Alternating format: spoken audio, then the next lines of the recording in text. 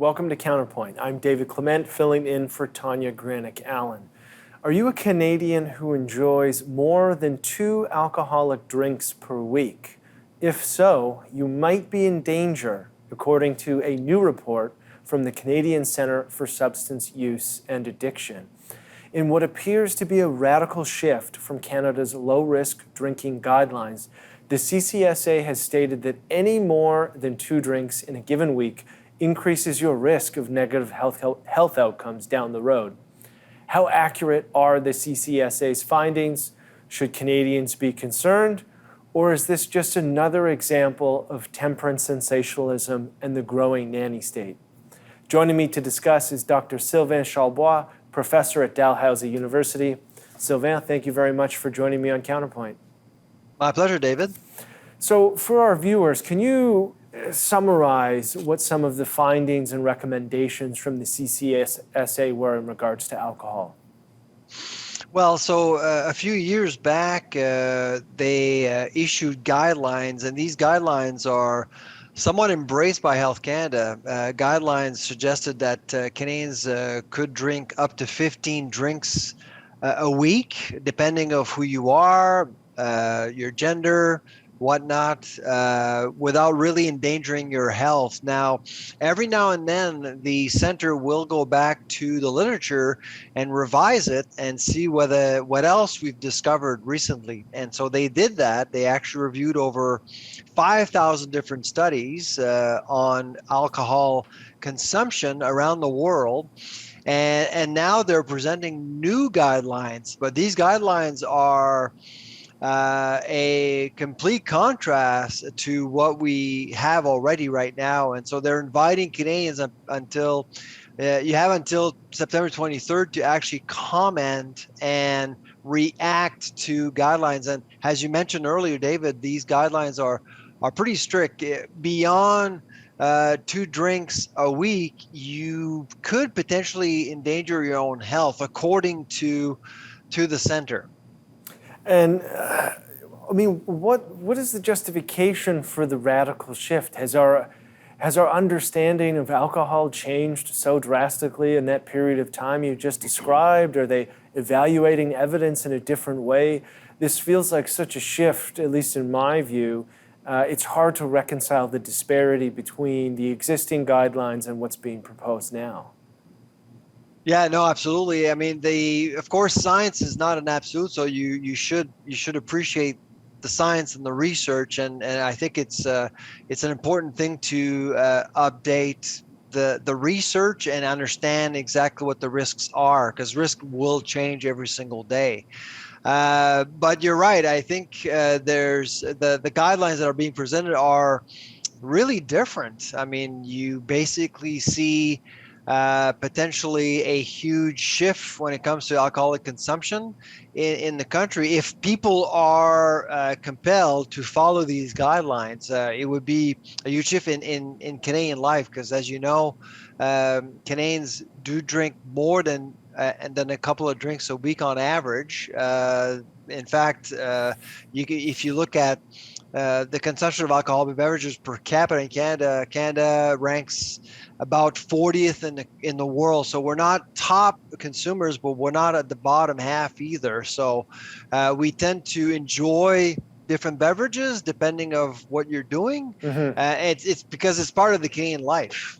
Yeah, and that's my follow-up question for you. Is this so far divorced from the ordinary Canadian's experience with alcohol? I know that something like 80% of alcohol consumers in Canada drink within the low-risk guidelines that currently exist. Is this so far to the extreme that you feel it would maybe be ignored by folks who indulge in information like this? It just seems as though that this particular guideline is driven by an agenda and many biases against alcoholic beverages. It is a center which advocates for the reduction of consumption of alcohol beverages. Let's actually not forget that. And this center is also partially funded by the government as well. So we're not sure exactly what the relationship between Health Canada and this center is. To me, it seems quite odd that this center, which works in the periphery of the government, it seems to be mandated to dictate what guidelines should be, because right now it is consulting the public. I want to touch on that after the break, because there are some curious questions in that regard.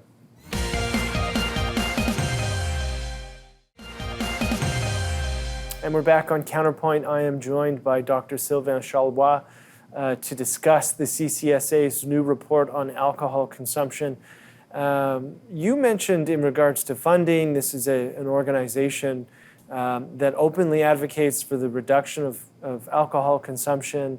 They do get government money. That strikes me a bit of an odd balance in terms of the relationship between NGOs and government. I think of a scenario where if you gave funding to the oil and gas lobby to determine whether or not we need more oil and gas, they're obviously going to say we need more oil and gas. Do you think that taints the findings of the report, given that we know that their mission for the organization is so plain and clearly stated? I would say so. I mean, when it comes to agri-food, it would be like asking PETA or a vegan group to comment on the beef industry, for example. That's kind of what it looks like. But this center appears to have a lot of influence from a policy perspective, which is really questionable. Since I actually published my op-ed last week, we've been approached by several groups who do advocate for different things. And there are major question marks here in terms of how the lobbying is being conducted, who influences who, and how guidelines are set by Health Canada.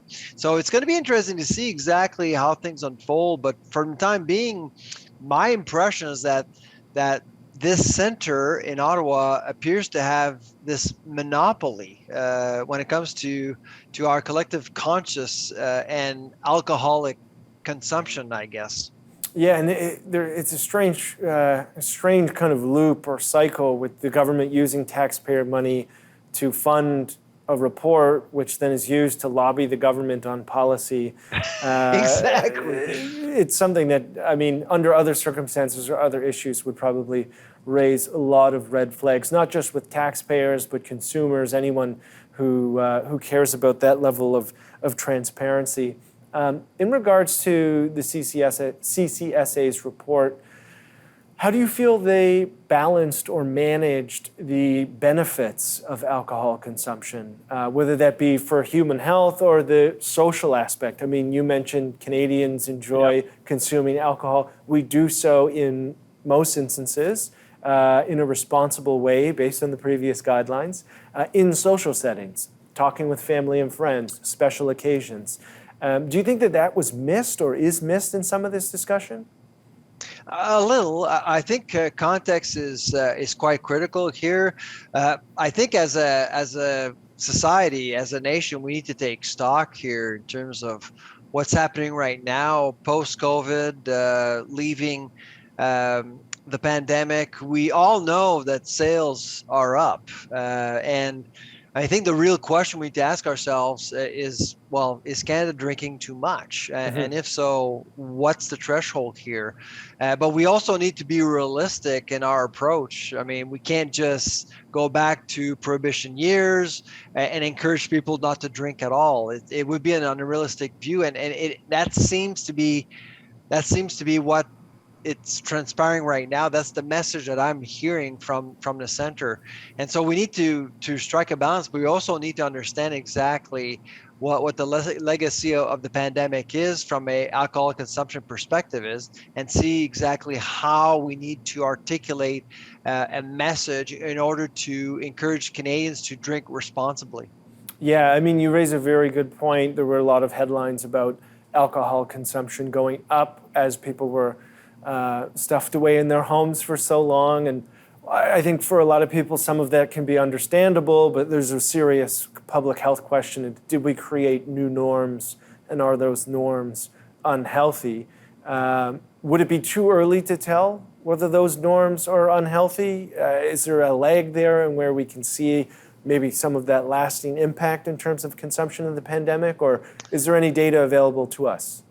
Well, when you go back to the report, they did review over 5,000 studies, but very few of them are related to are using post-COVID data. And I think it's a different market when it comes to drugs, alcohol, and cannabis as well in Canada. So I think we need to better understand exactly where we're at right now in order to provide the right guidelines. And frankly, does it mean that we need to change our guidelines? I don't know. But does it mean that we need to change how we educate the public, how we build awareness? I suspect so. I think we need to talk about this.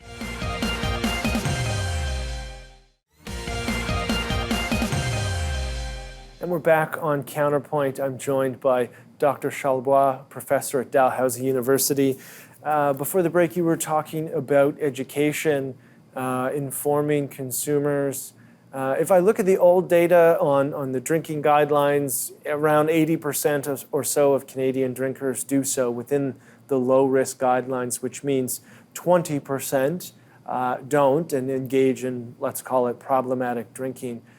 Do you feel that a population-based approach with something like only 2 drinks or less a week misses the mark in terms of targeting the folks who need help and maybe looping in the people who drink responsibly now in that same bucket? Is there a better way to better educate and create awareness among those who maybe have habits that need to be changed? I think so. I mean, it's a small percentage of population that may actually drink too much, to be honest. And but even though it's a small percentage, that can lead to major social problems like domestic violence, of course, impaired driving, reckless behavior in society in general. So those are things you need to keep in mind. My guess is that as soon as you adopt a moralistic view on things, you'll lose people. You can't educate them. I'm an educator myself. That's what I do for a living. And if you talk down to people and say, we're actually following a hard line here, you're going to encourage either a black market or more reckless behavior, unfortunately. So you need to really adopt a responsible approach, an approach that people will appreciate because you'll respect the population. And those who actually do see that they do have a problem will actually seek help if you actually adopt the right tone. Yeah, I mean, it's one of those things in some of my conversations with consumers who do drink, saying that no more than 2 drinks per week usually invokes some pretty serious laughter because a lot of people will have more than 2 drinks in a week. And I think it just begs the question of if this becomes the official government stance, is it just so strict that nobody takes it seriously? And that's the thing, David. I mean, if you go too far, then basically you won't hear anybody. And I'm actually in discussion with one particular group. Their mandate is to build awareness, and they're concerned about the messaging coming out of Ottawa right now with these new guidelines. Going too far may actually do the reverse. People will just think as these new guidelines as being quite laughable and not serious. And so that's why I think it's important to do it with respect and do it in a way that it's quite realistic. Yeah, and it almost, I mean, the report doesn't get to prohibition, but you kind of feel the undertones of prohibition in it. And it feels like there's a bit of a disparity in regards to how we treat other instances of substance abuse with a harm reduction lens. How do we reduce harm by offering people other alternatives, lower risk alternatives, et cetera? This felt like it was taking things in a different direction and in a much harder stance. Do you see that inconsistency? I do. Even when the report came out a couple of weeks ago, you could feel that media wasn't necessarily considering these guidelines as quite serious, and that's a bad sign. I mean, already, and media tend to be a good barometer in terms of what may happen, what lies ahead. And so if media basically provided an exposure to this report as being not so serious, my sense is that it's doubtful that will actually come forward with very strict guidelines for alcoholic consumption. But this particular center will lose some credibility as well, which is unfortunate, because the work that they actually do is valuable. It's just when you go too far, you lose your audience.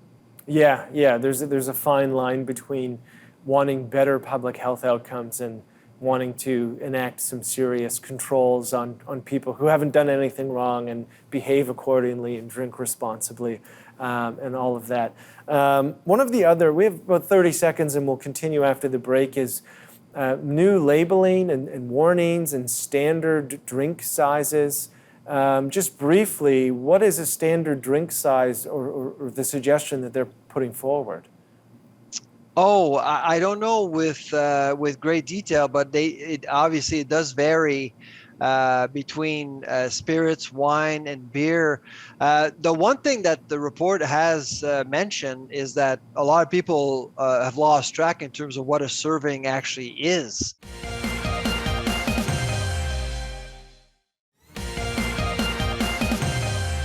And we're back on Counterpoint. I'm joined by Dr. Sylvain Charlebois, professor at Dalhousie University.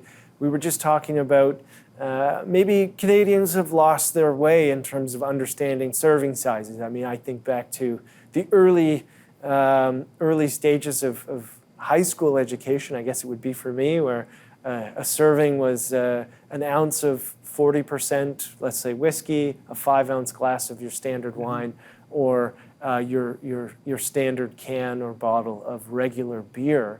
When you say that maybe Canadians have forgotten what a serving is that the sizes have gotten larger, or we're just consuming more and forgetting that a tall boy beer is not one beer, it's 1.5 beers? I think it's just, I think that the worry is that people are generalizing. If they get a beer, they get a beer, but there is a difference between a pint and 20 ounces. That's the thing. And so that's really the preoccupation that the center has, is that perhaps, and of course with wine, you see there are gigantic glasses that can contain half a bottle almost. And Yes. so that's why I think the center, I think, raises a good point. I mean, there is some confusion in terms of what a serving actually means, and that could lead to, again, overconsumption.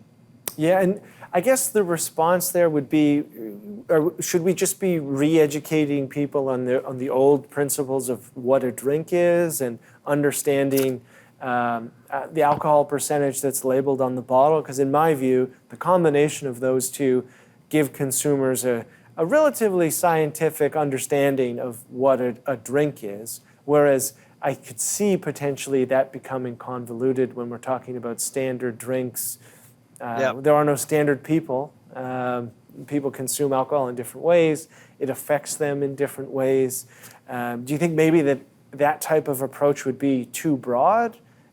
Maybe trying to get the right message in terms of education, but not necessarily honing in on the nuances that people have different body types and absorb alcohol in different ways. I think it's more about self-awareness, as I think most adults who've drank a few times will know that it really depends on your physical state. Sometimes if you're more tired, you'll feel the influence much more quickly. If you've eaten or not, that will also change. So there's lots of things, and so self-awareness is actually key. But I mean, this portion issue, I think, is a big one. And if you remember, David, 3 years ago, the Canada's Food Guide, which is the most downloaded government document that we have in Canada after, obviously, the tax form, they let go of portions to look at proportions. Well, if you apply that to drinks, it just doesn't work. You're not going to basically separate your your world into beer, spirits, and wine. It doesn't work that way. So how do you actually get people to be more portion literate, I guess, when it comes to alcohol? And I think it has a lot to do with who you are, how your metabolism works, and when you're drinking, what's your state right now. So those are things that perhaps people could get more out of in terms of just saying one or two, that's it, you're done. Yeah, that's an interesting point, especially on the, at least from my view, on the standard drink size. There are different factors that go into how you feel in terms of intoxication.